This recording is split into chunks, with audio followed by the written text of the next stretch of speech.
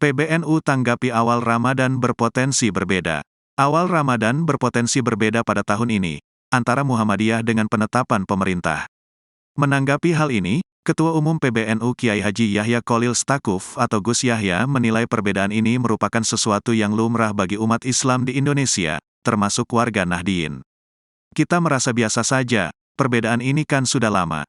Ini kan seperti kita makan nasi setiap hari, sudah biasa saja, ujar Gus Yahya dalam konferensi pers di kantor PBNU, Jalan Keramat Raya, Jakarta, Sabtu, tanggal 9 Maret tahun 2024.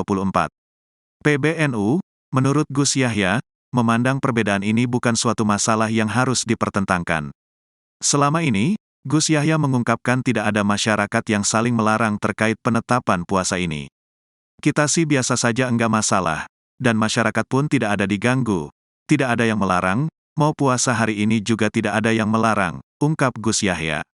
Meski begitu, Gus Yahya mengatakan bahwa PBNU mengikuti keputusan sidang isbat penetapan awal Ramadan yang dilakukan pemerintah.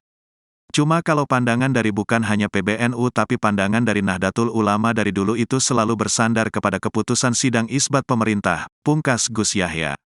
Seperti diketahui, pemerintah akan menggelar sidang isbat awal Ramadan 1445 pada tanggal 10 Maret tahun 2024. Sidang akan memutuskan apakah puasa Ramadan tahun ini akan dimulai pada 11 atau tanggal 12 Maret. Majelis Tarjih Pengurus Pusat Muhammadiyah sudah menetapkan awal Ramadan bertepatan tanggal 11 Maret tahun 2024. Ada juga sebagian jemaah tarekat yang akan mulai puasa pada tanggal 10 Maret tahun 2024.